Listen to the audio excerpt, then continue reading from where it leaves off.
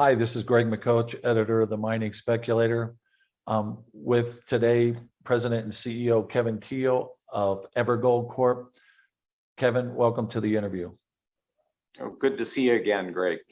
Yeah, we're here at the Toronto Metals Investor Forum, and we got PDAC coming up. You're going to have a busy week at PDAC as well? Yes, for sure. It's good to be back in action in person rather than virtually. Yeah, and so I'm sorry I couldn't make it there this trip. I had some passport issues with letting it expire during COVID. Didn't realize it, but Yes. Well, anyway. I hope you get over that soon. Yeah, it sounds like it's going to get resolved here in the next week. So anyway, with that being said, we had a good panel and discussion with some of the other panelists there. One of the things I want to highlight in this interview is when you and I first talked, we had 3 different projects you were involved with. And of course, Golden Lion was the one that got my attention. And you had Snowball, and you had a third one that I really didn't really know too much about, Rockland.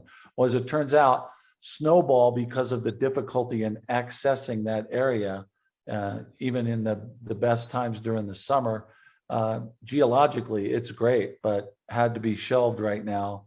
And you're saying now that the third project, which was the third project, Rockland, is now a flagship for you. Why don't you explain that? Yes, we auctioned Rockland. It's in the Walker Lane belt of Western Nevada, about an hour south of Yerington, just last year, early in 2021. And we obviously saw a lot of potential there. It's got a high-grade old mine and a lot of high-grade veins. And the reason what we wanted to do was to step back and do our own work on this old property and see if we couldn't find a potential intrusive center or such that might be responsible for a lot of the high-grade veining that the old timers took out. And so we've systematically been doing our work there kind of quietly in the background till we saw how it really was looking. And I can tell you, based on our very latest work, which is geophysics, that it's looking really hot, I would say. We think we may have found the intrusive center or a intrusive center there. We've been using IP and CSAMT geophysical techniques to basically point us to what we believe are mineralized bodies with substantial scale potential. It's the scale potential, Greg, that we've been trying to find associated with the historical small scale mines, right? You need that to attract the attention ultimately of some of the majors. Well, obviously you're in the right country. Yeah, Nevada being the right country for that, for sure. And I might point out, Greg, as well, that it's lesser known up here in Canada, but over the last some months, and the Walker Lane trend has developed even a higher profile and is arguably coming into its own now because of Anglo-Americans' silicon discovery down near Beatty. And you may recall they took out Corvus Gold in January this year for I think about $500 million. And it's that silicon discovery, which is a large multi-million ounce discovery. It's lit the fire under this whole camp. So suddenly Walker Lane is hot and we're in it. Yeah. Are there any other big projects that we know of that you could mention that are similar geologically in this? Yeah, right down in that belt, you mean in the Walker Lane trend? I might say that the belt historically was known for these small high-grade vein operations, right, during the cowboy era, but it's definitely got the porphyry potential, and it's had some huge finds like the Comstock mine, which is further northwest of us, right? It was a famous operation. And of course, there is Nevada copper and all that. There's porphyry potential.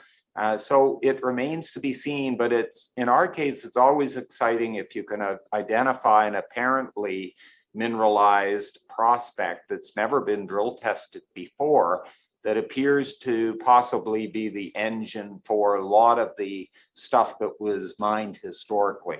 Yeah. We had that, with GT Gold up in northwestern BC that we sold to Newmont last year, where we initially were focused on high-grade veins, and that evolved with geophysics into this massive nearby porphyry, which may or may not be the engine for all those veins. But anyway, it evolved into a large discovery that Newmont took off our hands.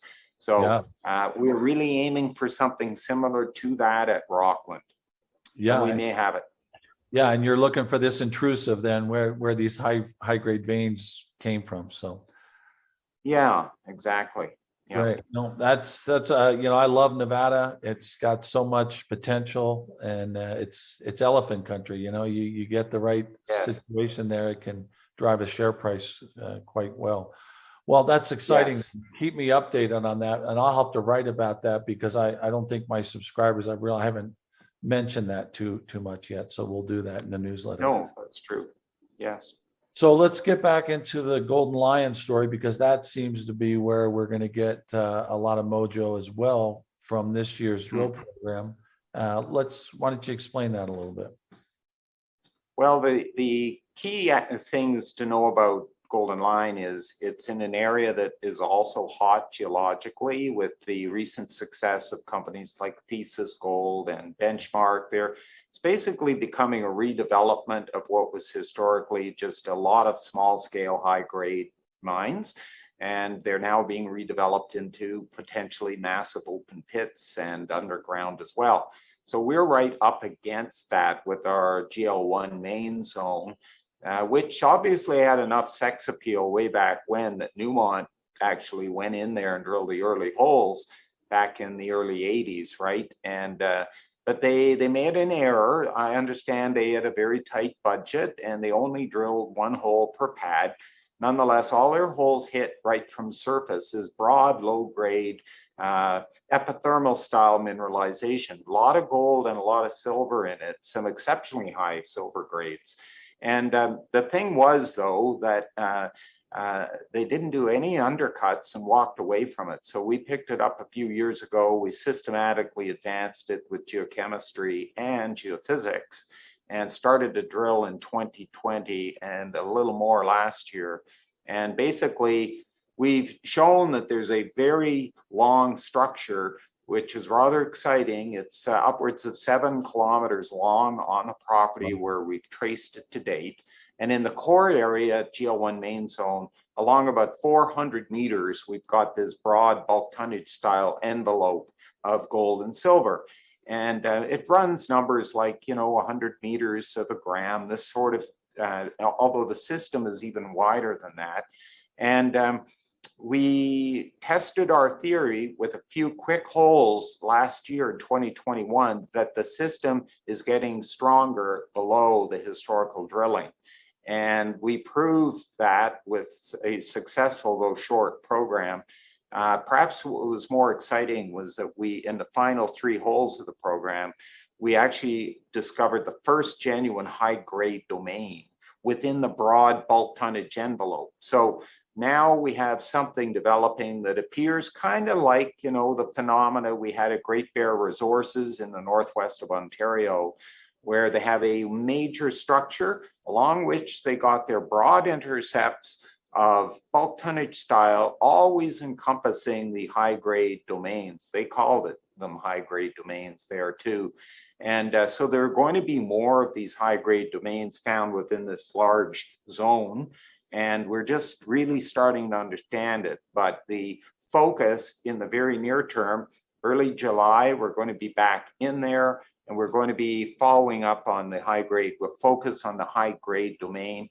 And we believe the market should respond to the work we're doing if we deliver really strong numbers, because we have seen it respond recently in the case, for example, of Aton Resources to very high grade results. It will respond despite the ugliness out there. Yeah, no, and I agree. When I saw those drill results, your assays over the winter, when they came out finally, that was very exciting. The market couldn't care less, but you're in a position Yeah. now, I think, where you're going to start to see some changes. And with that, we're at the end of our time frame, unfortunately, but keep me updated, and I'm looking forward to seeing what the assays tell us this summer. Well, I'll keep you in the loop, Greg, and thanks as always for the interest. Thank you, Kevin.